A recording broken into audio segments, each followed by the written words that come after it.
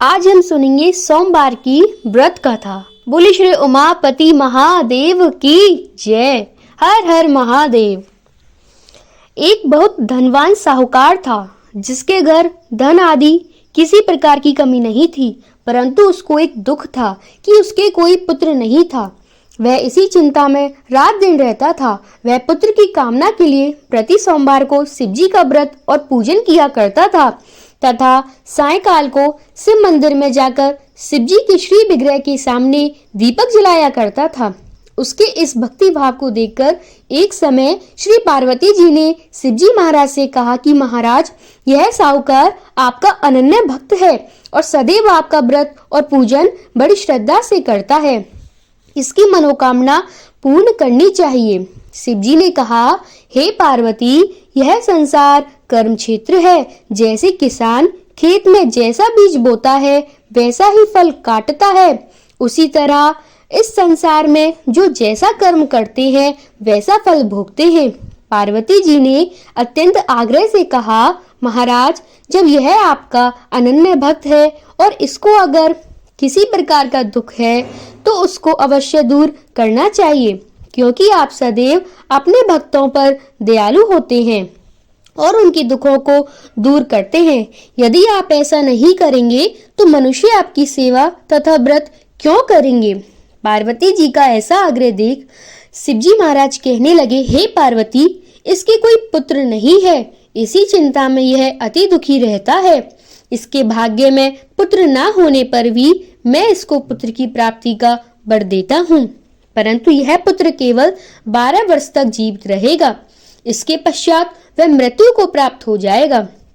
इससे अधिक मैं और कुछ इसके लिए नहीं कर सकता। यह सब बातें साहूकार सुन रहा था। इससे उसको ना कुछ प्रसन्नता हुई और ना ही कुछ दुख हुआ। वह पहले जैसा ही शिवजी महाराज का व्रत और पूजन करता रहा। कुछ काल व्यतीत हो जाने पर साहूकार की स्त्री गर्भवती हुई और 10वें महीने उसके गर्भ से अति सुंदर पुत्र की प्राप्ति हुई। साहूकार के घर में बहुत खुशी मनाई गई, परंतु साहूकार ने उसकी केवल 12 वर्ष की आयु जान कोई अधिक प्रसन्नता प्रकट नहीं की और न ही किसी को भेद ही बताया। जब वह बालक 11 वर्ष का हो गया तो उस बालक की माता ने उसके पिता से विवाह आदि के लिए कहा, तो वह साहूकार कहने लगा कि अभी मैं इसका विवाह नहीं करूंगा, अपने पुत्र को काशी जी पढ़ने के लिए भेजूंगा।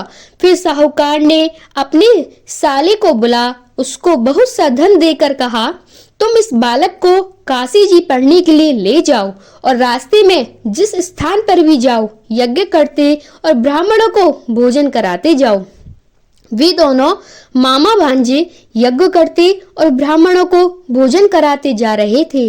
रास्ते में उनको एक शहर पड़ा। उस शहर में राजा की कन्या का विवाह था और दूसरे राजा का लड़का जो विवाह कराने के लिए बारात लेकर आया था वह एक आंख से काना था। उसके पिता को इस बात की बड़ी चिंता थी कि कहीं वर को देख कन्या के माता पिता विवाह में किसी प्रकार की अड़चन पैदा ना कर दें। इस कारण जब उसने अति सुंदर सेठ के लड़के को देखा तो मन में विचार किया कि क्यों ना दरवाजे के समय इस लड़के से वर का काम चलाया जाए। ऐसा विचार कर वर के पिता ने उस लड़के के मामा से बात की तो वे राजी हो गए। फिर उस लड़के को वर के कपड़े पहना तथा घोड़ी पर चढ़ा दरवाजे पर ले गए और सब कार्य प्रसन्नता से पूर्ण हो गए। फिर वर के पिता ने सोचा कि यदि विवाह कार्य भी इसी लड़के से करा लिया जाए तो क्या बुराई है। ऐसा विचार करके लड़के और उसके मामा से कहा, यदि आप फेरों का और कन्यादान के काम को भी करा दें तो आपकी बड़ी कृपा होगी और मैं इसके बदले में आपको बहुत कुछ धन दूंगा। तो उन्होंने स्वीकार कर लिया और विवाह कार्य भी बहुत अच्छी तरह से संपन्न हो गया। परंतु जिस समय लड़का जाने लगा तो उसने राजकुमारी की चुंदड़ी के पल्ले पर लिख दिया कि तेरा विवाह तो मेरे साथ हुआ है, परंतु जिस राजकुमार के साथ तुमको भेजेंगे वह एक आंख से काना है और मैं काशी जी पढ़ने जा रहा हूँ। लड़के के जाने के पश्चात उस राजकुमारी ने जब अपनी चुंदड़ी पर ऐसा लिखा हुआ पाया तो उसने राजकुमार के साथ जाने से मना कर दिया और कहा कि यह मेरा पति नहीं है, मेरा विवाह इसके साथ नहीं हुआ है, वह तो काशी जी पढ़ने गया है। राजकुमारी के माता पिता ने अपनी कन्या को विदा नहीं किया और बारात वापस चली गई। उधर सेठ का लड़का और उसका मामा काशी जी पहुंच गए। वहां जाकर उन्होंने यज्ञ करना और लड़के ने पढ़ना शुरू कर दिया। जब लड़के की आयु 12 साल की हो गई, उस दिन उन्होंने यज्ञ रच रखा था कि लड़के ने अपने मामा से कहा, मामा जी आज मेरी तबीयत कुछ ठीक नहीं है। मामा ने कहा, अंदर जाकर सो जाओ। लड़का अंदर जाकर सो गया और थोड़ी देर में उसके प्राण निकल गए। जब उसके मामा ने आकर देखा कि वह मुर्दा पड़ा है, यह देख उसको बड़ा दुख हुआ और उसने सोचा कि अगर मैं अभी रोना पीटना मचा दूंगा तो यज्ञ का कार्य अधूरा रह जाएगा।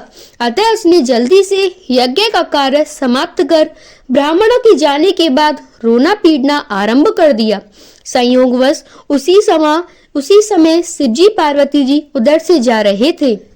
जब उन्होंने जोर जोर से रोने की आवाज सुनी तो पार्वती जी कहने लगी, महाराज कोई दुखिया रो रहा है, इसके कष्ट दूर कीजिए।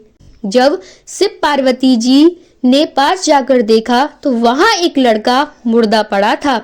पार्वती जी कहने लगी, महाराज यह तो उसी सेठ का लड़का है जो आपके वरदान से हुआ था। शिवजी कहने लगे, हे पार्वती इसकी आयु इतनी ही थी, सो भोग चुका।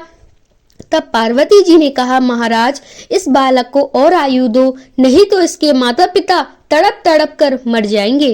पार्वती जी के बार बार आग्रह करने पर शिवजी ने उसको जीवन वरदान दिया और शिवजी महाराज की कृपा से लड़का जीवित हो गया। शिव पार्वती कैलाश पर्वत चले गए। तब वह लड़का और मामा उसी प्रकार यज्ञ करते तथा ब्राह्मणों को भोजन कराते अपने घर की ओर चल पड़े। रास्ते में उसी शहर आए जहां उसका विवाह हुआ था। वहां पर आकर उन्होंने यज्ञ प्रारंभ कर दिया तो उस लड़के के ससुर ने उसको पहचान लिया और अपने महल में ले जाकर उसकी बड़ी खातिर की। साथ ही बहुत दास दासियों सहित आदर पूर्वक लड़की और जमाई को विदा किया।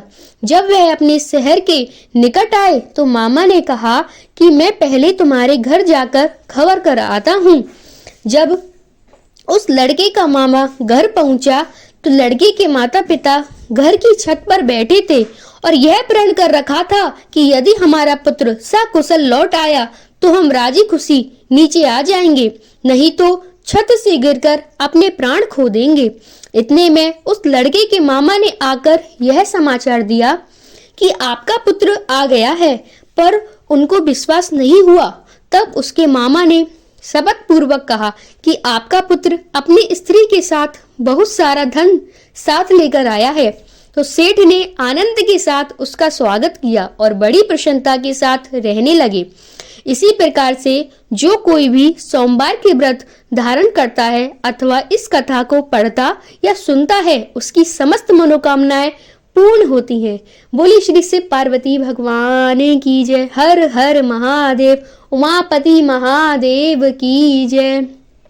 हरे कृष्णा कृष्णा कृष्णा हरे हरे, हरे राम राम राम हरे हरे, हरे कृष्णा कृष्णा कृष्णा हरे हरे, हरे राम राम राम हरे हरे, हरे कृष्णा कृष्णा कृष्णा हरे हरे, हरे राम राम राम हरे हरे।